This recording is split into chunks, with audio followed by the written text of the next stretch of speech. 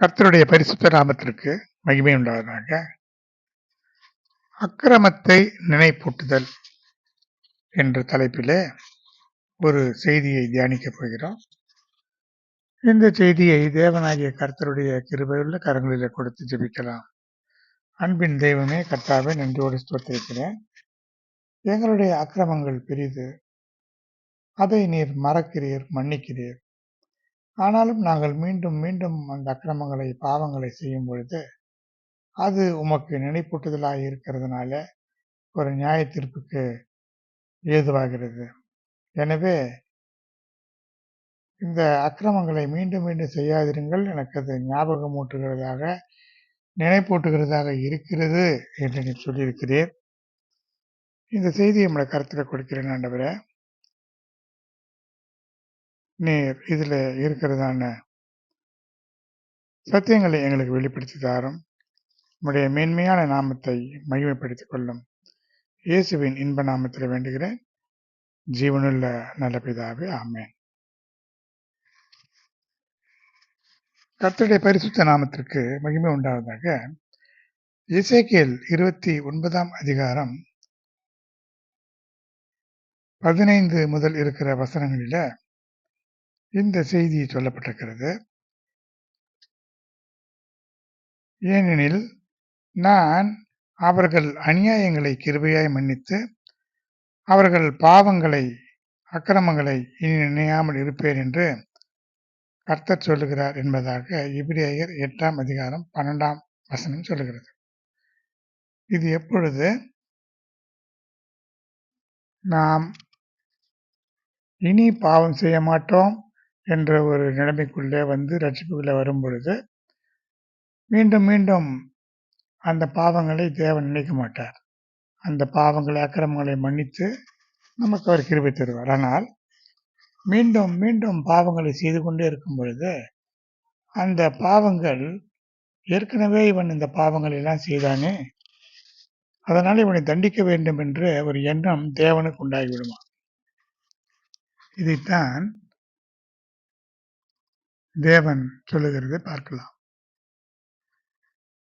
எகிப்திலே இருக்கும் பொழுது ஜனங்கள் செய்த பாவங்களை மீண்டும் மீண்டும் அந்த பாவங்களை இவர்கள் கானான் தேசத்துக்கு போன பிறகும் செய்யும் பொழுது, ஏற்கனவே இவர்கள் எகிப்திலே இந்த பாவங்களை எல்லாம் செய்தார்களே என்று சொல்லி தேவனுக்கு அந்த பாவங்கள் நினைப்பூட்டக்கூடியதாக இருக்கிறது என்பதுதான் இதில் இருக்கிறதான செய்தியாக இருக்கிறது.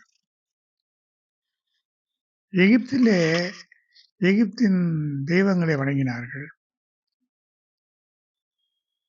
எகிப்திற்கு போக வேண்டும், திரும்பி போக வேண்டும் என்று வனாந்தரத்தில் இருக்கும் பொழுது ஜனங்கள் எகிப்தையே நினைத்துக் கொண்டிருந்தார்கள்.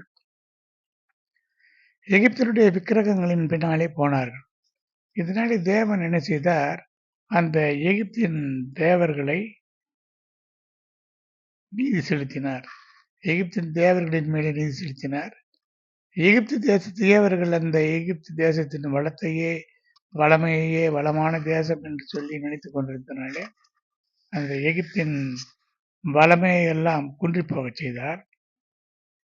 இந்த எகிப்தியர் இஸ்ரவேல் ஜனங்களை கொடுமைப்படுத்தினதுனால அந்த எகிப்தை குறுகி போக பண்ணினார். இதுக்கெல்லாம் காரணம் இஸ்ரவேல் ஜனங்கள் எகிப்தையே நினைத்து கொண்டிருந்ததுனால எகிப்தினுடைய தேவர்களை கானான் தேசத்துக்கு போகிற வழியிலேயும் அந்த கன்றுக்குட்டியை செய்தார்கள். அது எகிப்தியருடைய தெய்வம். அந்த எகிப்தியருடைய தெய்வத்தை இவர்கள் வழிபட்டது தவறு. அது மட்டுமல்லாமல் வனாந்திரத்திலே தேவனுடைய மனுஷனாகிய மோசே தான் அழைத்து கொண்டு போகிறான். தேவன் கூட வருகிறார். ஆனாலும் அங்கே எகிப்தின் தெய்வத்தை உண்டு பண்ணினார்கள். அதனாலே என்ன நடந்தது, எகிப்தை பிற்காலங்களிலே அவர் அழித்தார். எப்படி என்று சொன்னால், எசேக்கியேல் 29ஆம் அதிகாரம் 15ஆம் வசனத்தில், அது இனி ஜாதிகளின் மேல் தன்னை உயர்த்தாமல் மற்ற ராஜ்யங்களிலும் அற்பமானதாக இருக்கும். அவர்கள் இனி ஜாதிகளை ஆளாதபடிக்கு அவர்களை குறுகி போக பண்ணுவேன். ஏனென்றால் எகிப்து ஒரு மிகப்பெரிய சாம்ராஜ்யமாக இருந்தது. இஸ்ரவேல் ஜனங்கள் எகிப்தில் இருந்த பொழுது மிகப்பெரிய சாம்ராஜ்யமாக இருந்தது. இப்படி மிகப்பெரிய சாம்ராஜ்யமாக இருந்ததுனால தான் இஸ்ரவேல் ஜனங்களை அடிமைப்படுத்தி மற்ற ஜனங்களை அடிமைப்படுத்தி இது ஒரு பெரிய ராஜ்யமாக இருக்கிறது என்று சொல்லி தன்னுடைய ஜனத்தை அடிமைப்படுத்தி வைத்திருந்து கொடுமைப்படுத்தி அவர்களை விடுவிக்காமல் பல கஷ்டங்களுக்கு உட்படுத்தினதுனாலே இந்த எகிப்தையே குறுகி போக பண்ணினார். இதுதான் தேவனுடைய நியாய தீர்ப்பு. தன்னுடைய ஜனங்களின் மேலே தேவன் அளவுக்கு அதிகமான ஒரு அன்பை வைத்திருக்கிறார். எனவே தன்னுடைய ஜனத்தை கஷ்டப்படுத்தின அந்த பார்வோனையும் அந்த ஜனங்களையும் அந்த தேசத்தையும் அவர் வாதித்தார், தண்டித்தார் என்பதை நாம் வேதத்திலிருந்து அறிந்து கொள்கிறோம். அடுத்து எகிப்தை ஏன் அவர் தண்டித்தார் என்று பார்த்தா,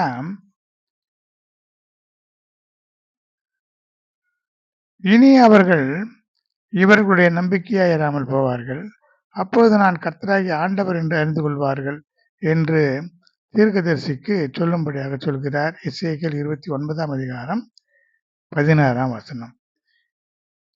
அவர்கள் என்று சொல்லும் பொழுது இந்த எகிப்தியர் இஸ்ரவேலருடைய நம்பிக்கையாயிராமல் போவார்கள். இஸ்ரவேல் ஜனங்கள் எகிப்தை ஒரு பெரிய ஆதரவுகோலாக அப்பம் என்ற ஆதரவுகோலாக நம்பினார்கள். ஏனென்றால் கானான் தேசத்திலே பஞ்சம் வந்ததுனால தான் எகிப்துக்கு போனார். அது மட்டுமல்ல, எகிப்து கொஞ்சம் பலமான தேசமாக இருந்தது. எகிப்தை ஏன் அவர் வளமாக வைத்தார், பின்பு ஏன் அந்த வளமெல்லாம் குன்றிப்போக செய்தது என்றால், நன்றாக நாம் நிதானித்து பார்க்கும் பொழுது இஸ்ரவேல் ஜனங்கள் 400 வருடங்கள் அங்கே இருக்க வேண்டும், வாழ வேண்டும். அதனாலே எகிப்து தேசத்தை நன்றாக ஒரு விளைச்சல் உள்ள நல்ல தேசமாக, வளமான ஒரு தேசமாக வைத்திருந்தார். அதே எகிப்தை இஸ்ரவேல் ஜனங்கள் வெளியே வந்த பிறகும் அந்த எகிப்தின் பலத்தையே நினைத்து கொண்டிருந்ததுனால தான் அழைத்து கொண்டு போக விரும்பியதான அவருடைய சித்தமாகிய கானான் தேசமாகிய அந்த எருசலேம் தேசத்துக்கு போகிற வழியிலே எகிப்தியை நினைத்து கொண்டிருந்ததுனால எகிப்தினுடைய வளத்தை குறைத்தார். அது மட்டுமல்ல, தன்னுடைய ஜனமாகிய இஸ்ரவேலர்கள் எகிப்தை விட்டு வந்துவிட்டார்கள். அதனால இனி அதற்கு வளம் என்பது அவசியமில்லை என்று கூட தேவன் நினைத்திருக்கலாம். அது மட்டுமல்ல, எகிப்தியரை பழிவாங்க வேண்டும் அல்லது தண்டிக்க வேண்டும், நியாய தீர்ப்பு கொடுக்க வேண்டும் என்பது தேவனுடைய நோக்கமாக இருந்தது. அதில் தன்னுடைய ஜனத்திற்கு எகிப்தியர் செய்த தீமைக்கு ஏற்ற பலனாக அது இருந்தது. அடுத்து ஏன் இப்படி ஆண்டவர் நினைத்தார் என்று சொன்னால், எகிப்து தேசத்தின் குடிகள் எல்லாரும் நான் கர்த்தர் என்று அறிந்து கொள்வார்கள். அவர்கள் இஸ்ரவேல் வம்சத்தாருக்கு நாணல் கோலாய் இருந்தார்கள். எகிப்தியர் இஸ்ரவேல் ஜனங்களுக்கு நாணல் கோலாக இருந்தார்களாம். நாணல் என்று சொன்னால் ஒரு சாதாரண புல், சற்று கடினமான புல்லாக இருக்கும், கோரை புல். அந்த நாணல் கோலாக எகிப்தியர் இருந்தார்கள் என்று ஏன் சொல்கிறார் என்று சொன்னால், அது ஆதரவாக ஒரு கோலை போல இருக்கும், ஆனால் அதில் பலன் இல்லாத ஒரு கோல். அதை தாங்கி கொண்டு எதுவும் செய்ய முடியாது, அது முறிந்துவிடும். அதைத்தான் தேவன் சொல்கிறார், எகிப்தின் ராஜாவாகிய பார்வோனுக்கு எதிராக உன் முகத்தை திருப்பி அவனுக்கு சொல்ல வேண்டியது என்னவென்று சொன்னால், எகிப்து தேசத்தின் குடிகள் எல்லாருக்கும் நீங்கள் நாணல் கோலாய் இருந்தீர்களே என்று சொல்கிறார். இந்த நாணல் கோலாக இருந்தால் இந்த நாணல் கோலை நம்பி ஒன்று செய்ய முடியாது. எகிப்தியனை நம்பி எகிப்தின் பலன் உங்களுக்கு வெட்கத்தை, லட்சையை உண்டு பண்ணும். எகிப்தின் குதிரைகளை நம்பினால், பார்வோனை நம்பினால் அவன் உங்களுக்கு உதவி செய்ய முடியாது. ஏனென்றால் தேவன் என்ன நினைக்கிறார், அவரையே சார்ந்து வாழ வேண்டும், அவரையே நம்பி இருக்க வேண்டும். இந்த நிலையில்லாத ஆதரவாக இருக்கக்கூடிய எகிப்து, பார்வோனுடைய குதிரைகள், இதுகெல்லாம் நம்பினால் அது நாணல் கோலை போல வளைந்து விடும். அதனால எந்த பிரயோஜனமும் இல்ல. ஒரு உடைந்து போகிற ஒரு கோலை நம்பி அதை ஊன்றி எழும்போது என்ன நடக்கும்? அதுவும் உடைந்து போகும். அது நம்மை காயப்படுத்திவிடும். இதைத்தான் தேவன் சொல்லுகிறார். இப்படி நம்பி நீங்கள் போகிறீர்களே! இதையே எசேக்கியேல் 29ஆம் அதிகாரம் 7ஆம் வசனம் கூறுகிறது. அவர்கள் உன்னை கையிலே பிடிக்கும்போது நீ ஒடிந்து போய், அவர்கள் விலாவை எல்லாம் பிளப்பாய். அவர்கள் உன்மேல் சாயும்போது நீ முறிந்து அவர்கள் இடுப்பு முழுவதும் மரத்து போக பண்ணுவாய். ஆக நாம் கூட என்ன செய்கிறோம்? பலமான தேவனை நம்பாமல் பலவீனமானவர்களையும், நமக்கு உதவி செய்யாதவர்களையும், சமயத்திலே நம்மை கைவிடுகிறவர்களும் இந்த மனிதர்களை, மற்றவர்களை நான் நம்புகிறோம். அப்படி நாம் செய்யும் பொழுது தேவன் என்ன நினைப்பார்? நம்மை நம்பாமல் அவனை நம்பி போனார். அதனாலே அதனுடைய பலனை அவன் அனுபவிக்கட்டும் என்று சொல்லி விட்டு விடுவார். எனவே சர்வ வல்லமையுள்ள தேவனாகிய சர்வ வல்லமையை நாம் நம்ப வேண்டும். தேவனாலே கூடாத காரியம் ஒன்றுமே இல்லை. அவர் நினைத்தால் சகலத்தையும் நடத்த அவராலே முடியும். தேவனாலே கூடாத காரியம் ஒன்றுமே இல்லை. வியாதியாக இருந்தாலும் சரி, தேவையாக இருந்தாலும் சரி, எந்த விதமான பிரச்சனைகளாக இருந்தாலும் சரி, நம்முடைய தேவன் அன்றைக்கு, இன்றைக்கு, என்றைக்கும் ஜீவனோடு இருக்கிற தேவன். அவர் நம்மோடு கூட இருப்பார். உலகத்து மனிதர்களை நம்புவதை விட்டுவிடுங்கள். பிரபுக்களை நம்புவதை விட்டுவிடுங்கள். நம்பப்படுவதற்கு அவன் எம்மாத்திரம் என்று வசனம் கூறுகிறது. எனவேதான் இந்த ராஜ்யத்தை குறைத்து போகும்படியே செய்தார். அடுத்ததாக இந்த எகிப்தின் ராஜாவாகிய பார்வோன் என்ன செய்தான்? நதிகளின் நடுவிலே படுத்துக்கொண்டு, நதி என்னுடையது, அதை நான் எனக்காக உண்டு பண்ணினேன் என்று அவன் சொன்னான். எசேக்கியேல் 29ஆம் அதிகாரம் 3ஆம் வசனம் இப்படி கூறுகிறது. அப்பொழுது கர்த்தர் சொல்கிறார், நதிகளின் நடுவே படுத்துக்கொண்டு, நதி என்னுடையது, இது எனக்காக நான் உண்டு பண்ணினேன் என்று சொல்கிறாயே, நான் உனக்கு விரோதமாக வந்து உன்னை எகிப்து தேசம் முழுவதுமாக அவாந்தரமும் பாழுமான வனாந்தரமாக்குவேன். 1 எசேக்கியேல் 29ஆம் அதிகாரம் 10ஆம் வசனம் கூறுகிறது. அடுத்து, மனுஷனுடைய கால் அதை கடப்பதும் இல்லை, மிருக ஜீவனுடைய கால் அதை மிதிப்பதும் இல்லை, அது 40 வருஷம் குடியேற்றிருக்கும் என்று எசேக்கியேல் 29ஆம் அதிகாரம் 11ஆம் வசனம் கூறுகிறது. ஏன் என்று சொன்னா, நதியை உண்டு பண்ணினது தேவன். நதியோ, கடலோ, சமுத்திரமோ, மலையோ எல்லாம் உண்டு பண்ணினது தேவன். ஆனால் தேவனுடைய எல்லா படைப்புகளிலும் பிசாசு உரிமை கொண்டாடுவான். மனிதனை படைத்தார். அந்த மனிதர்களை தான் தனக்குரியவனாக, இந்த மனிதன் தனக்குரியவன் என்று சொல்லி அவனை ஏமாற்றி வஞ்சித்து எத்தனையோ மனிதர்களை பிசாசு தன் பக்கமாக வைத்துக் கொண்டிருக்கிறான். அதே போல சூரியன், சந்திரன், நட்சத்திரங்கள் எல்லாம் தேவனுடையது. அதை பிசாசு தன் வசமாக வைத்துக்கொண்டு மனிதர்களை வணங்கும்படியாக செய்து அந்த மனிதர்களை நரகத்திற்குள்ளே தள்ளுகிறான். இப்படி பிசாசு இந்த பார்வோனின் மனதிலே தோன்றி இப்படி சொல்லுகிறான். அவன் தன்னையும் அறியாமல் நதி என்னுடையது, இதை நான் எனக்காக உண்டு பண்ணினேன் என்று சொன்னதை தேவன் கேட்டு, அதனாலே அவர் பார்வோனையும் எகிப்தையும் தண்டிக்கிறார். இப்படி 40 வருடங்கள் தண்டித்தார். 40 வருடங்கள் எகிப்து தேசம் ஒரு இருண்ட தேசமாக, ஒரு வனாந்தரம் போல இருந்தது. அங்கே மனிதர்களோ மிருகங்களோ இல்லாதபடிக்கு அந்த ஒரு தேசம் அப்படி இருந்தது என்று வேதம் சொல்கிறது. சரித்திரமும் அதை உறுதி செய்கிறது. எகிப்து தேசத்தை பாழாய் போன தேசங்களின் நடுவே பாழாய் போக பண்ணுவேன். எத்தனையோ தேசங்கள் பாழாய் போயின. அப்படிப்பட்ட பாழாய் போன தேசங்களின் நடுவே எகிப்தையும் அதனுடைய பட்டணங்களையும் பாழாக்க பண்ணேன். 40 வருடம் பாழாய் கிடக்குமா. நான் எகிப்தியரை ஜாதிகளுக்குள்ளே சிதறடிப்பேன், தேசங்களுக்குள்ளே தூற்றி விடுவேன் என்று எசேக்கியேல் 29ஆம் அதிகாரம் 12ஆம் வசனம் கூறுகிறது. காரணம், 400 வருடங்கள் இஸ்ரவேல் ஜனங்கள் எகிப்திலே இருந்தார்கள். அந்த 400 வருடங்களுக்கு இணையாக 40 வருடங்கள் எகிப்தியர் உலகத்தின் மற்ற தேசங்களிலே எல்லாம் போய் சிதறி அவர்கள் அடிமைப்பட்டு கிடந்தார்கள். எப்பொழுதுமே தேவனுக்கு எப்பொழுதுமே அவர் கடிந்து கொள்கிறதில்லை. எப்பொழுதுமே அவர் கோபமாக இருக்கிறதில்லை.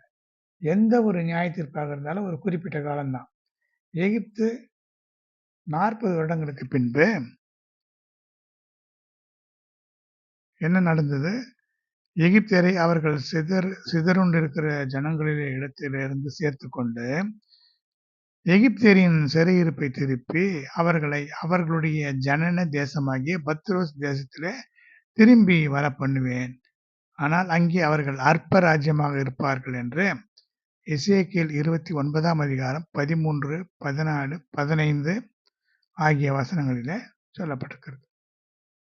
இப்படி மீண்டும் எகிப்தியரை அந்த தேசத்திலே கொண்டு வந்து அவர்களை குடியிருக்க பண்ணினார். ஆனால் முன்பு போல பெரிய தேசமாக இல்லாமல் சிறிய தேசமாக குறுகி போக பண்ணினார். இப்பொழுதும் பார்த்தால் எவ்வளவு பெரிய சாம்ராஜ்யமாக இருந்த அந்த எகிப்து இப்பொழுது ஒரு சிறிய நாடாகத்தான் இருக்கிறது. அந்த தேசமானது இப்பொழுது வனாந்திரமாக போய்விட்டது. அதனுடைய வளமையை பார்க்கும்பொழுது எகிப்து தேசம் மிகுந்த வளமையுடையதாக இருந்தது. ஆனால் பல காரணங்கள் ஏற்கனவே நாம் தியானித்தது போல இஸ்ரேல் ஜனங்கள் எகிப்தை நினைத்துக் கொண்டிருந்ததுனால, அல்லது பார்வோன் நதி என்னுடையது என்று சொன்னதினால, இஸ்ரேல் ஜனங்களை எகிப்தியர் அடிமைப்படுத்தி வைத்திருந்ததினால, இப்படி பல காரணங்களினாலே அதை குறுகி போக பண்ணினார் என்பதை நாம் அறிந்து கொள்கிறோம். அடுத்து ஏன் இப்படி செய்தார் என்று சொன்னால், தேவன் தன்னையே நம்பியிருக்க வேண்டும் ஜனங்கள் என்று அவர் நினைக்கிறார்.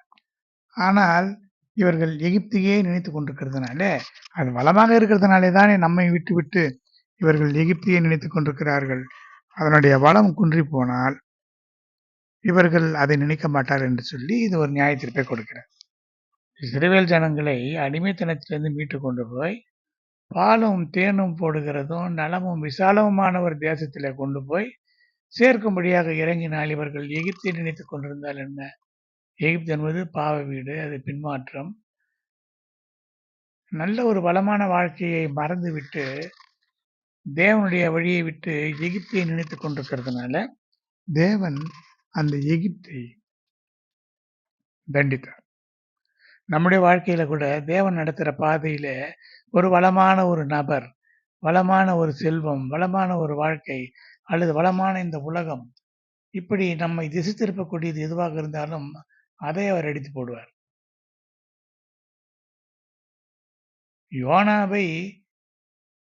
யோனாவுக்கு ஒரு ஊழியத்தை தேவன் கொடுத்திருந்தார்.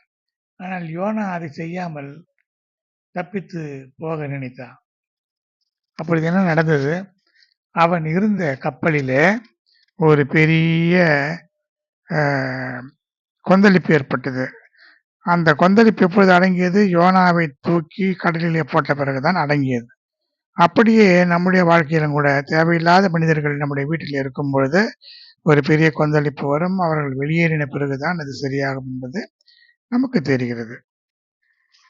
கர்த்தருடைய பரிசுத்த நாமத்திற்கு மகிமை உண்டாவதாக. அடுத்தது விக்கிரகங்களை பற்றி பார்க்கும்பொழுது யோசுவா 24ஆம் அதிகாரம் 14ஆம் வசனத்துல, உங்கள் பிதாக்கள் நதிக்கு அப்புறத்திலும் எகிப்திலும் சேவித்த தேவர்களை அகற்றிவிட்டு கர்த்தரை சேவியுங்கள் என்று சொல்லப்பட்ட வசனத்தின்படி, நதிக்கு அப்புறம் என்று சொல்லும்போது யோர்தான் நதிக்கு அப்புறம் என்று சொன்னால் எகிப்திலே, யோர்தான் நதிக்கு இப்புறத்திலே, யோர்தான் நதியை தாண்டி வரும்பொழுது கானான் தேசம், யோர்தான் நதிக்கு அந்த பக்கம் என்று சொல்லும் பொழுது எகிப்து அல்லது பாபிலோனியா போன்ற தேசங்கள். பாபிலோனிலே ஆபிரகாமுடைய பிதாக்கள் விக்கிரகங்களை சேவித்தார்கள். ஆனால் எகிப்திலும் கூட இஸ்ரவேல் ஜனங்கள் எகிப்தியரோடு கூட சேர்ந்து 400 வருடங்களிலே சேவித்ததாக இந்த வசனம் கூறுகிறது. அதனாலே உங்களுக்கு இந்த தீங்கை எல்லாம் வரப்பண்ணினார். இந்த தீங்கை எதற்கு வரப்பண்ணினார்? பிதாக்கள் எகிப்து தேசத்திலிருந்து புறப்பட பண்ணின தங்கள் தேவனாகிய கர்த்தரை விட்டு வேறே தேவர்களை பற்றி கொண்டு அவர்களை நமஸ்கரித்து சேவித்தபடினாலே கர்த்தர் இந்த தீங்கு எல்லாம் வரப்பண்ணினார் என்று 1 ராஜாக்கள் 9ஆம் அதிகாரம் 9ஆம் வசனம் கூறுகிறது. தீங்குகள் வருவதற்கு காரணம் இந்த விக்கிரகங்களை பணிந்து கொண்டதினாலேதான். இதற்கு என்ன தண்டனையாக தேவன் எப்படி இதை மாற்றுகிறார்? இதை மீண்டும் மீண்டும் செய்யும் பொழுது நினைப்பூட்டுதலாக இருக்கிறதுனால, எகிப்திலே அவர்கள் ஏற்கனவே செய்தார்களே, இதை வனாந்திரத்திலே கன்றுக்குட்டி செய்தார்கள். போக போக கானான் தேசத்துக்குள்ளே போன பிறகும் அங்கே இருந்த ஜாதிகளோடு கலவாமல் அவர்களை எல்லாம் துரத்தி விட வேண்டும் என்று தேவன் சொல்லியிருந்தார். ஆனால் அப்படி செய்யாமல் சித்தீமிலே இஸ்ரவேல் ஜனங்கள் தங்கியிருந்த பொழுது அங்கே இருந்த மோவாபிய பெண்களோடு சேர்ந்து விக்கிரக வழிபாடு செய்தார். அதனாலே தேவன் அவர்களை பாதித்தார். இதே போல கடைசி வரையிலும் இஸ்ரவேல் ஜனங்கள் இப்படிப்பட்ட காரியங்களை செய்து கொண்டிருந்தார்கள். அப்படி செய்யும் பொழுதெல்லாம் அவர் எந்த ஜாதியரோடு சேர்ந்து அவர்கள் இந்த விக்கிரக ஆராதனை போன்ற பாவங்களை செய்கிறார்களோ அந்த ஜாதி ஜனங்களை வைத்து இஸ்ரவேல் ஜனங்களுக்கு விரோதமாக அவர்களே கிரியை செய்யும்படியாக அவர்களிடத்தில் இவர்களை ஒப்பு கொடுத்தது எல்லாம் நாம் பார்க்கலாம். இதற்கு இந்த விக்கிரகங்கள் மேலான ஒரு நியாய தீர்ப்பு என்னவென்று சொன்னால், இந்த விக்கிரகங்கள் எல்லாம் கர்த்தருக்கு முன்பாக குலுங்கும். கர்த்தர் வேகமான மேகத்தின் மேல் ஏறி எகிப்துக்கு வருவார். அப்பொழுது எகிப்தின் விக்கிரகங்கள் அவருக்கு முன்பாக குலுங்கும் என்று, எகிப்தின் இருதயம் தனக்குள்ளே கரைந்து போகும் என்று ஏசாயா 19ஆம் அதிகாரம் 1ஆம் வசனம் கூறுகிறது. இதெல்லாம் இந்த தீர்க்க தரிசனங்கள் எல்லாம் 1000 வருட அரசாட்சியின் காரியமாக இருக்கிறது. 1000 வருட அரசாட்சியிலே கர்த்தராகிய இயேசு கிறிஸ்து இந்த உலகத்தில் வந்து எருசலேமில் அரசாளும் பொழுது இதெல்லாம் நடக்கும் என்று சில காரியங்கள் சொல்லப்பட்டிருக்கிறது. அப்படி எரேமியா 44ஆம் அதிகாரம் 8ஆம் வசனத்தில் உங்களை வேறற்று போக பண்ணுவதற்காகவும் நீங்கள் பூமியின் சகல ஜாதிகளுக்குள்ளும் சாபமும் நிந்தையுமாய் இருப்பதற்காகவும் நீங்கள் தங்கியிருக்க வந்த எகிப்து தேசத்திலே அந்நிய தேவர்களுக்கு தூபம் காட்டுவானேன். இவர்கள் நிலையாக எகிப்திலே தங்குவதற்கு வரவில்லை, பஞ்சம் பிடிப்பதற்காக வந்தார்கள். ஆனால் இவர்கள் நிலையாக அங்கே இருந்து கொண்டு அந்த எகிப்தின் தேவர்களை பணிந்து கொண்டு அவர்களுக்கு தூபம் காட்டி, இதனாலே என்ன சாபம் அவர்களுக்கு ஏற்பட்டது? வேறற்று போக பண்ணவும் சாபமோ நிந்தையுமாக சகல ஜாதிகளுக்குள்ளே உயர்வாக இருப்பதற்கு பதிலாக சாபமும் நிந்தையுமாக இவர்கள் மாறினார்கள். இவர்கள் எப்படி இருக்க வேண்டும்? என்னாகுமோ 23ஆம் அதிகாரம் 9ஆம் வசனத்தில் இஸ்ரவேல் ஜனங்களை சபிக்க வந்ததான பிலேயாம் சொல்லுகிறான், கண்மலை உச்சியிலிருந்து நான் அவர்களை கண்டு குன்றுகளிலே இருந்து அவனை பார்க்கிறேன். அந்த ஜனங்கள் ஜாதிகளோட கலவாமல் தனியே வாசமாயிருப்பார்கள். ஜாதிகளோடு கலக்கக்கூடாது, தனியாக வாசம் செய்ய வேண்டும் என்பதுதான் நமக்கு அளிக்கப்பட்ட கட்டளை. ரட்சிப்பின் 7 படிகளிலே வேறுபாட்டின் ஜீவியம் என்பது ஒன்று. வேறுபாட்டின் ஜீவியம் இல்லாமல் ஒரு வெற்றிகரமான ஒரு வாழ்க்கையை வாழ முடியாது. ஆனால் சுத்தமான வேறுபாட்டின் ஜீவியம் ஒரு விசுவாசி வாழ்ந்து கொண்டிருக்கிறான் என்று சொன்னால் அவனுக்கு ஏகப்பட்ட பிரச்சனைகள் இருக்கும். எல்லாரும் பகைப்பார்கள். அவருக்கு அந்த மனிதனுக்கு நண்பர்கள் இருக்க மாட்டார்கள், உறவினர்கள் இருக்க மாட்டார்கள். ஏனென்றால் என் நாமத்து நிமித்தம் எல்லோராலும் பகைக்கப்படுவீர்கள், முடிவு பரியந்த நிலை நிற்பவனே ரட்சிக்கப்படுவான் என்று வேதம் சொல்கிறது. கர்த்தராகிய இயேசு கிறிஸ்துவே அப்படி சொல்லியிருக்கிறார். காரணம், இந்த உலகத்திலிருந்து, உலகத்தின் மனிதர்களிடத்தில் இருந்து, உலகத்தின் மற்ற எல்லா காரியங்களில் இருந்தும் விடுவிக்கப்பட்டு அவன் இருக்கிறதுனால அப்படிப்பட்ட ஒரு நிலைமை வரும். அடுத்து ஜனங்கள் முறுமுறுத்து தேவனுக்கு கோபம் மூட்டினார்கள். முறுமுறுக்க முறுமுறுக்க அது நினைப்பூட்டுதலாக இருக்கும். ஏதோ ஒரு முறை முறுமுறுக்கிறோம். பிறகு கூட முறுமுறுக்காமல் அப்படியே இருந்தால் அந்த முறுமுறுப்பை மறந்திருப்பார், மன்னித்திருப்பார். மீண்டும் மீண்டும் முறுமுறுக்கும் பொழுது மீண்டும் மீண்டும் அவருக்கு நினைப்பூட்டுதலாக இருக்கிறது. மீண்டும் மீண்டும் பாவம் செய்யும் பொழுது அவருக்கு அது நினைப்பூட்டுதலாக இருக்கிறது. மீண்டும் மீண்டும் விக்கிரக ஆராதனை செய்யும் பொழுது அதை அவர் நினைத்து பார்க்கிறார். இவர்கள் ஏற்கனவே பாவம் செய்தார்கள், விக்கிரக ஆராதனை செய்தார்கள், முறுமுறுத்தார்கள் என்று சொல்லி அவர் தண்டிக்க அது ஒரு ஏதுவாக அமைந்து விடுகிறது. இந்த முறுமுறுப்பு என்று பார்க்கும் பொழுது யாத்திராகமம் 21ஆம் அதிகாரம் 5ஆம் வசனத்தில் ஜனங்கள் தேவனுக்கும் மோசேக்கும் விரோதமாக பேசி, நாங்கள் வனாந்திரத்தில் சாகும்படி நீங்கள் எங்களை எகிப்து தேசத்திலிருந்து வரப்பண்ணினது என்ன? இங்கே அப்பமும் இல்லை, தண்ணீரும் இல்லை. இந்த அற்பமான உணவு எங்கள் மனதுக்கு வெறுப்பாய் இருக்கிறது என்று யாத்திராகமம் 21ஆம் அதிகாரம் 5ஆம் வசனம் சொல்லுகிறது. வானத்தில இருந்து தூதர்களுடைய அப்பத்தை, மன்னாவை தேவன் கொடுக்கிறார். ஆனால் இவர்களுக்கு அது வெறுப்பா இருக்கிறதாம். இவர்களுக்கு எகிப்திலே இருந்து அந்த எகிப்தின் உணவு தான் இவர்களுக்கு அதே நினைவாக இருக்கிறார்கள். அப்பம், தண்ணீர் இல்லை என்றெல்லாம் முறுமுறுத்தார்கள். அடுத்து யாத்திராகமம் 16ஆம் அதிகாரம் 3ஆம் வசனத்தில் நாங்கள் இறைச்சி பாத்திரங்கள் அண்டையில உட்கார்ந்து அப்பத்தை திருப்தியாய் சாப்பிட்ட எகிப்து தேசத்திலே கர்த்தரின் கையால் செத்து போவோமானால் தாவில, இப்படி எங்களை எல்லாரையும் கொல்லும்படி எங்களை கொண்டு வந்து புறப்பட பண்ணி இந்த வனாந்திரத்தில் அழைத்து வந்தீர்களே என்று சொல்லி முறுமுறுத்தார்கள். உணவுதான் அவர்களுக்கு பெரிய பிரச்சனையாக இருக்கிறத தவிர, அடிமைத்தனத்திலிருந்து தேவன் இப்படி பலத்த கையினாலும் ஓங்கிய புயத்தினாலும் விடுவித்தாரே, நாம் இப்பொழுது சுதந்திரமாக இருக்கிறோமே, அங்கே அடிபட்டு உதைப்பட்டு வேலை செய்து கொண்டிருந்தார். முழுவதும் அடிமைகள் தான். நல்ல ஆகாரம் கிடையாது, நல்ல எந்த வசதியுமே அங்கே இருக்காது. ஏனென்றால் அவர்கள் செங்கல்ல இருக்கிற வேலையில அவ்வளவு கஷ்டப்பட்டார்கள். ஆனால் அதையெல்லாம் விட அவர்களுக்கு அந்த உணவு, அந்த எகிப்து தேசத்தினுடைய அடிமைத்தனம், சிலர் அப்படித்தான் எவ்வளவு கஷ்டப்பட்டாலும் அந்த அடிமைத்தனத்தில் இருக்க வேண்டும். அந்த உலகத்திலே இருக்கலாம். உலகத்தின் சிற்றின்பங்கள், ஆசாபாசங்கள் இதிலே இருந்தாலே அதுவே ஒரு பெரிய மகிழ்ச்சியாக இருக்கிறது. தேவனுக்காக வந்து, தேவனுடைய சபைக்கு வந்து சிறுமைப்பட்டு, கஷ்டப்பட்டு, பலவிதமான பாடுகள், உபத்திரவங்கள் எல்லாம் வரும்பொழுது அது அவர்களுக்கு வெறுப்பா இருக்கிறது. இதனுடைய முடிவு பரலோகம். நன்றாக இந்த உலகத்திலே வாழ்ந்து சௌகரியமாக இருக்கிறது அது நரகத்தின் முடிவு. ஆனால் ஜனங்கள் அதைத்தான் விரும்புகிறார்கள். அப்பொழுதுக்கு சந்தோஷமாக இருந்து விட்டு சாக வேண்டும். கர்த்தரின் கையாலே சித்தாலே தாவிலை, நாங்கள் அங்கே இப்படி புசித்தோம், அப்படி புசித்தோம் என்று சொல்லுகிறதை பார்க்கலாம். அடுத்து என்னாகமம் 11ஆம் அதிகாரம் 5ஆம் வசனத்தில்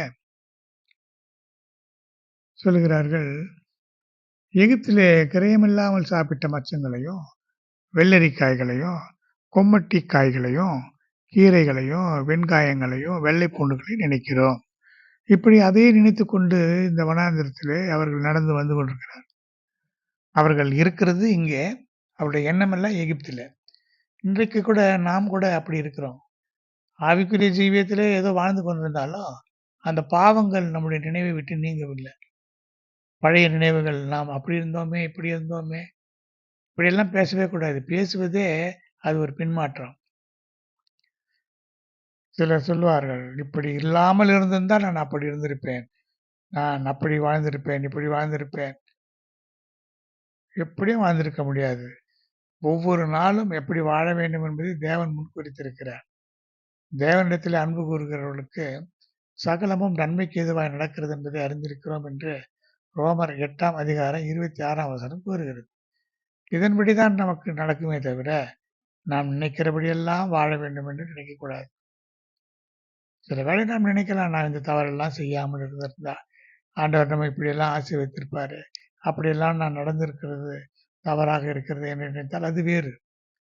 ஆனாலும் எந்த ஒரு தவறாக இருந்தாலும் வாழ்க்கையில தேவன் அறியாமல் வராது.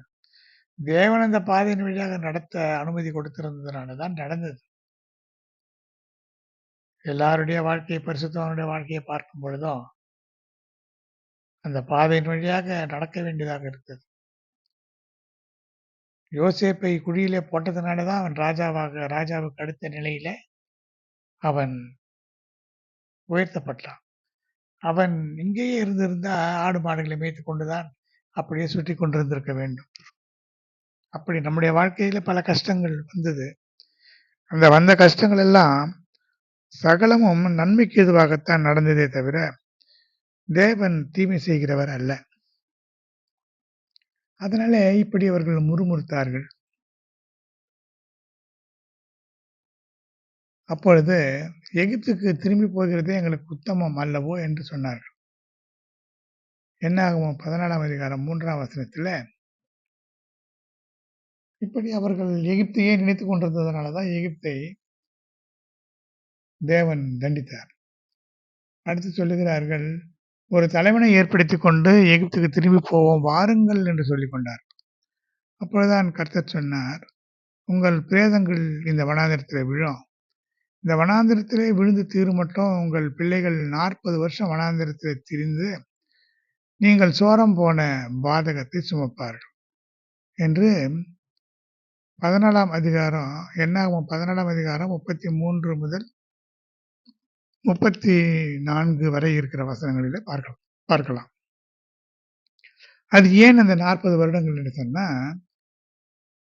கானான் தேசத்தை சுற்றி பார்க்க அனுப்பினார் தேவன். அதை சுற்றி பார்த்துவிட்டு வந்தவர்கள் 40 நாட்கள் சுற்றி பார்த்து வந்தார்கள். நீங்கள் தேசத்தை சுற்றி பார்த்த 40 நாள் இலக்கத்தின்படியே ஒவ்வொரு நாள் ஒரு வருஷமாக நீங்கள் 40 வருஷம் உங்கள் அக்கிரமங்களை சுமந்து என் உடன்படிக்கைக்கு வந்த மாறுதலை உணர்வீர்கள். ஏனென்றால் 40 நாட்கள் பார்த்துவிட்டு வந்ததை ஜனங்கள் கண்டு புலம்பினார்கள், அழுதார்கள். ஐயோ, நாம் இந்த தேசத்துக்கு வந்து விட்டோமே, நாம் அங்கேயே செத்திருக்கலாமே, இங்கே வந்து சாகிறோமே என்றெல்லாம் தேவனுக்கு விரோதமாக முறுமுறுத்தார்கள். தேவனை விசுவாசிக்கவில்லை. இதனாலே தேவன் என்ன செய்தார், 40 வருஷங்கள் அந்த வனாந்தரத்திலேயே முறுமுறுத்தவர்கள் எல்லாம் அந்த வனாந்தரத்திலேயே சுற்றி சுற்றி அப்படியே இருந்து அவர்கள்லாம் அழிந்து போனார்கள். ஆனால் அந்த 40 வருடங்களில் அவர்களுக்கு பிறந்த பிள்ளைகளை தேவன் இஸ்ரவேல் ஜனங்களை கானான் தேசத்துக்குள்ளே பிரவேசிக்கும்படியாக செய்தார். கர்த்தருடைய பரிசுத்த நாமத்திற்கு மகிமை உண்டாவதாக. இப்படி இந்த எகிப்தை அவர் சுருக்க பண்ணினார், குறுகி போக பண்ணினார், வளம் குன்றி போகும்படியாக செய்தார். ஆனால் அதற்கு முன்னே அது எப்படி இருந்தது என்று ஆதியாகமம் 13ஆம் அதிகாரம் 10ஆம் வசனத்தில் பார்க்கும் பொழுது, கர்த்தர் சோதோமையும் கொமோராவையும் அழிக்கும் முன்னே சோவாருக்கு போகும் வழி மட்டும் அது கர்த்தருடைய தோட்டத்தை போலவும் எகிப்து தேசத்தை போலவும் இருந்ததாம். அப்படியானால் கர்த்தருடைய தோட்டம் என்று சொல்லும்போது அது ஏதேன் தோட்டம். எகிப்து என்று சொல்லும்போது எகிப்தும் கர்த்தருடைய தோட்டத்தை போல எகிப்து வளமாக இருந்தது. எது என்று பார்த்தா, யோர்தான் நதிக்கு அருகான சமமான பூமி. இதைத்தான் லோத்து தன் கண்களை ஏறெடுத்து பார்த்து நீர் வளம் பொருந்தியனதாக கண்டானாம். அதனாலே அவன் அங்கே தங்கினான். அடுத்து ஜனங்கள் பாவம் செய்தார்கள். பாவம் செய்ய அது அவர்களுக்கு ஒரு தண்டனை கொடுப்பதற்கு தேவனுடைய நினைப்பூட்டுதலாக இருந்தது என்பதை நாம் பார்க்கலாம். இதை எப்படி நாம் உறுதி செய்ய முடியும் என்று சொன்னால், இஸ்ரவேல் புத்திரர் என்ன செய்தார்கள், மீதியானியர் போன்ற ஜனங்கள் கையிலே சிறுமைப்பட்டார்கள். அப்பொழுது இஸ்ரவேல் புத்திரர் கர்த்தரை நோக்கி முறையிட்டார்கள். நியாயாதிபதிகள் 6ஆம் அதிகாரம் 6 முதல் இருக்கிற வசனங்களிலே இதை பார்க்கலாம். இப்படி மீதியானியராலே இஸ்ரவேலர் மிகவும் சிறுமைப்பட்டார்கள். அப்போது இஸ்ரவேல் புத்திரர் கர்த்தரை நோக்கி முறையிட்டார்கள். அப்பொழுது ஒரு தீர்க்கதரிசியை அவரிடத்திற்கு அனுப்பினார். அவன் என்ன சொன்னா, நான் தேவன் சொல்லுகிறதை கேளுங்க, நான் உங்களை எகிப்திலிருந்து வரவும் அடிமைத்தன வீட்டிலே இருந்து புறப்படவும் செய்து எகிப்தியர் கையில இருந்து உங்களை ஒடுக்கின யாவருடைய கையிலிருந்தும் உங்களை ரட்சித்து அவர்களை உங்களுக்கு முன்பாக திரட்டி அவர்கள் தேசத்தை உங்களுக்கு கொடுத்தேன். ஆனால் என்ன நடந்தது? நீங்கள் உங்கள் தேவனாகிய கர்த்தர் நான் என்பதையும் நீங்கள் குடியிருக்கும் அவர்கள் தேசத்திலே இருக்கிற எமோரிய தேவர்களுக்கு பயப்படாதிருங்கள் என்றும் உங்களுக்கு நான் சொன்னேன். நீங்களோ என் சொல்லை கேளாதே போனீர்கள் என்று தேவன் சொன்னார். அந்த தேவர்களுக்கு பயப்படாதிருங்கள் என்று சொன்னேன் என்று ஆண்டவர் சொல்கிறார்.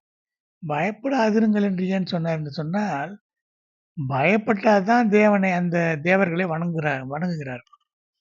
விக்கிரகங்களுக்கு பயந்ததுனால தான் அந்த விக்கிரக தெய்வங்களை வணங்குகிறார். நாம் கூட தேவனை ஏன் வணங்குகிறோம்? தெய்வ பயம் நமக்குள்ள இருக்கிறதுனால தான். அதனால தான் நான் தேவன், எனக்கு பயப்படும் பயம் எங்கே? நான் பிதாவானால் எனக்கு கொடுக்கிற கனம் எங்கே என்று தேவன் கேட்கிறார். இவர்கள் அந்த தெய்வங்களுக்கு பயந்து வணங்குகிறார்கள். அப்படி நீங்கள் பயப்பட வேண்டாம் என்று நான் சொன்னேன், நீங்கள் கேட்கவில்லை. மீண்டும் மீண்டும் இவர்கள் போய் பாவம் செய்யும் பொழுது, விக்கிரகங்களை வணங்கும் பொழுது தேவன் இவர்களை தண்டிக்கிறதை நாம் பார்க்கலாம். அடுத்து இஸ்ரவேல் புத்திரர் மறுபடியும் கர்த்தரின் பார்வைக்கு பொல்லாப்பானது செய்தார்கள்.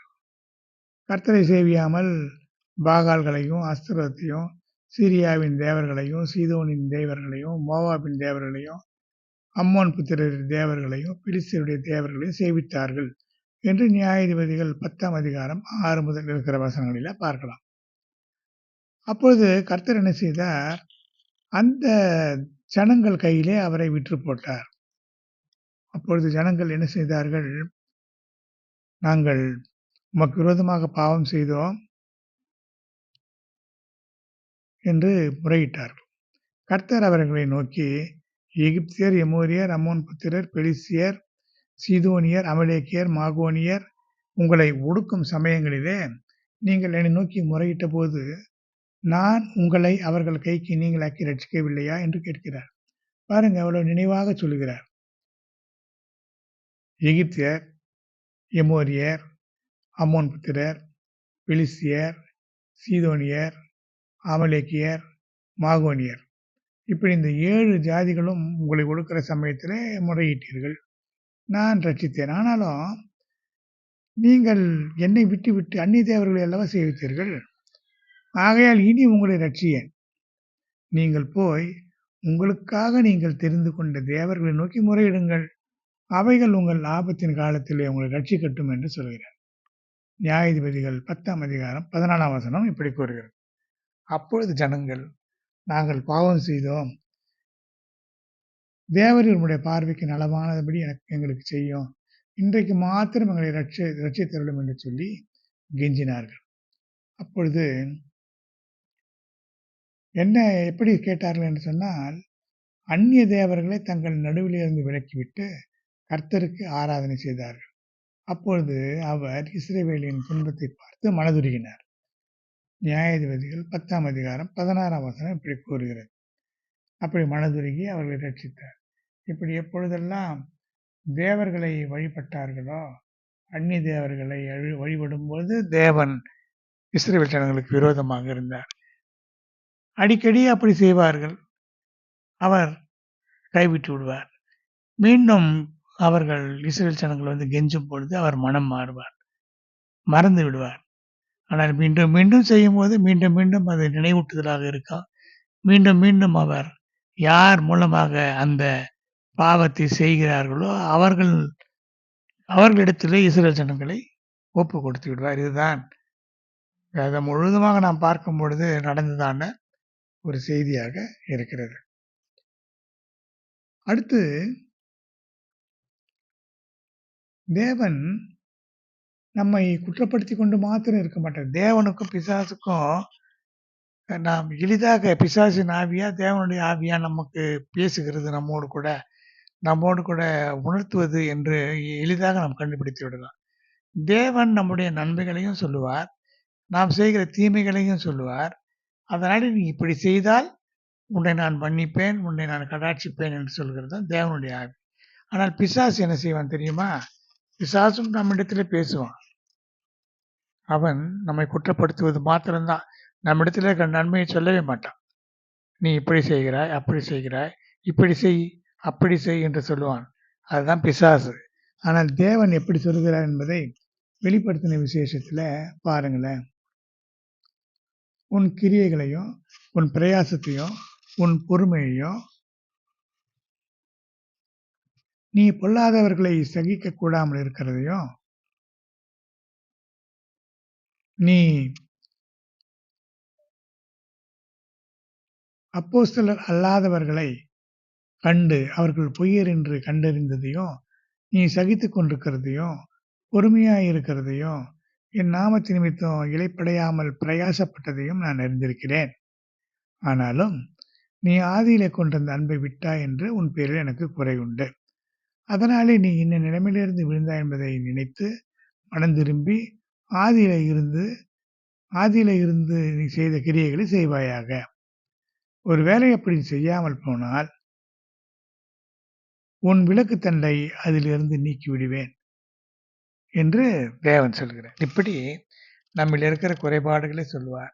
மீண்டும் மீண்டும் பாவம் செய்யும் பொழுது, மீண்டும் மீண்டும் தவறுகள் செய்யும் பொழுது தேவன் அது அவருக்கு நினைப்பூட்டுதலாக இருக்கும். அப்படி தேவனுக்கு நினைப்பூட்டுதலாக இல்லாதபடிக்கு நாம் அந்த பாவங்களை செய்யாமல் இருக்க வேண்டும். இதுதான் இந்த செய்தியில் இருக்கக்கூடிய செய்தியின் நோக்கமாக இருக்கிறது. கர்த்தருடைய பரிசுத்த நாமத்திற்கு மகிமை உண்டாவதாக. அடுத்ததாக இந்த 7 சபைகளை பற்றிய செய்திகளையும் வெளிப்படுத்தின விசேஷத்திலே தேவன் சொல்லியிருக்கிறார். நான் வெறுக்கிற நிக்கோலாய மதஸ்தரின் கிரியைகளை நீயும் வெறுக்கிறாய், இது உன்னிடத்திலே உண்டு. இப்படி அந்த சபையினுடைய நன்மையை தேவன் சொல்லுகிறார். அதே நேரத்தில் என்னை பற்றும் விசுவாசத்தை நீ மறுதலியாமல் இருக்கிறதை அறிந்திருக்கிறேன். பிலேயாமுடைய போதகத்தை கை கொண்டிருக்கிற சிலர் உன்னிடத்திலே இருக்கிறார்கள் என்பதையும் நான் அறிந்திருக்கிறேன். இப்படி மனம் திரும்புவதற்கு ஏதுவாக நீ உன்னை மாற்றிக்கொள்ள வேண்டும் என்ற அந்த செய்திகளையும் தேவன் கூறுகிறார்.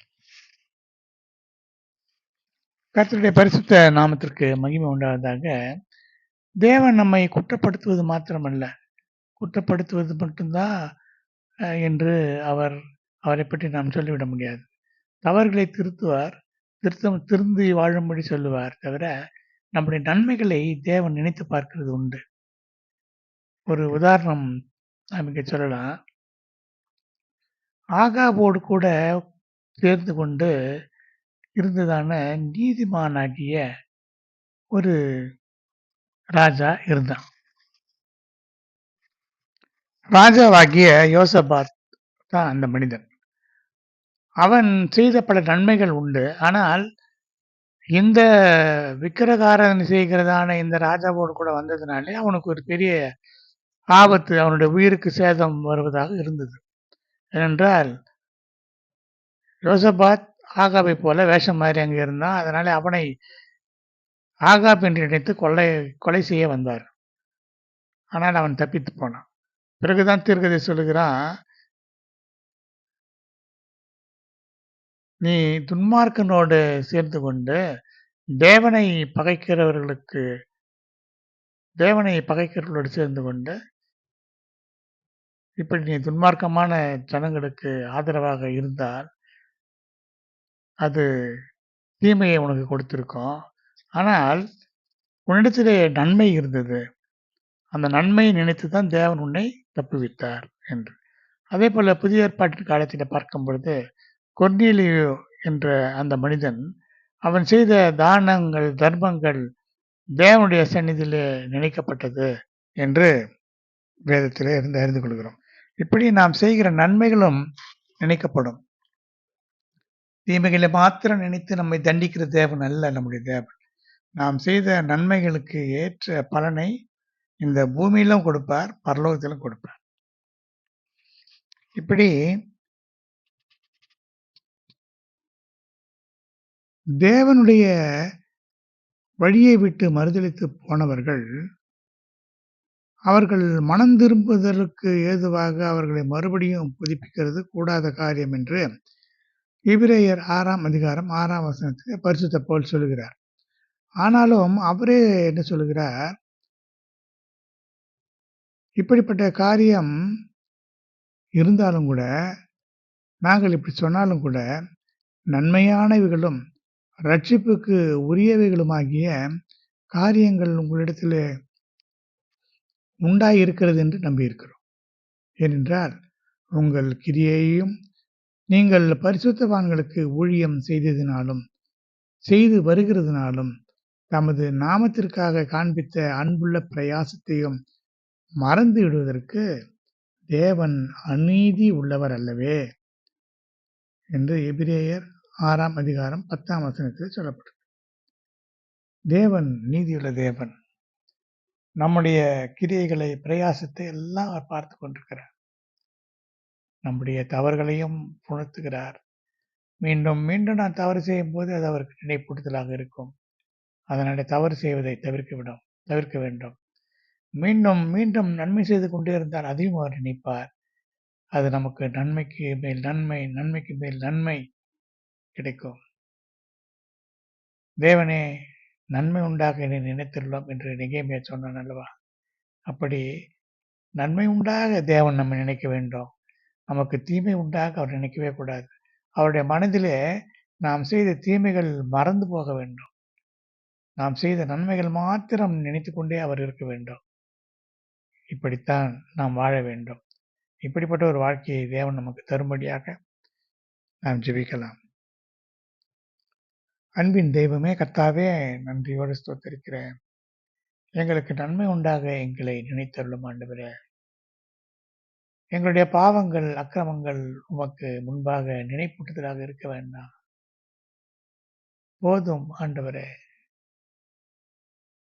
எங்களுடைய குற்றம் குறைகள் எல்லாம் மன்னித்து இருக்கிறேன். நாங்கள் மீண்டும் மீண்டும் தீமைக்கு ஏதுவாக நடந்து போகாதபடிக்கு நன்மைக்கு ஏதுவாக நடந்து கொள்ள எங்களுக்கு உதவி செய்யும். பரிசுத்த ஆவியானவர் எங்களை அப்படி நடத்தும்படியாக ஒப்புத் தருகிறோம். கிரியை செய்யும் உடைய மேன்மையான நாமத்தை மகிமைப்படுத்திக் கொள்ளும். இந்த செய்தியை கேட்கிற ஒவ்வொருவரையும் நல்ல நீதியின் பாதையில நடத்தும் ஆண்டவரே. உடைய வருகையில காணப்பட உதவி செய்யும். இயேசுவின் இன்ப நாமத்தில் வேண்டுகிறேன், ஜீவனுள்ள நல்ல பிதாவே, ஆமென். என் ஆத்துமாவே கர்த்தரை ஸ்தோத்திரி, முழு உள்ளமே பரிசுத்த நாமத்தை ஸ்தோத்திரி. என் ஆத்துமாவே கர்த்தரை ஸ்தோத்திரி, கர்த்தர் செய்த சகல உபகாரங்களை பலமாது. ஆமென், ஆமென், ஆமென். ஸ்தோத்திரம், ஸ்தோத்திரம், ஸ்தோத்திரம், ஸ்தோத்திரம்.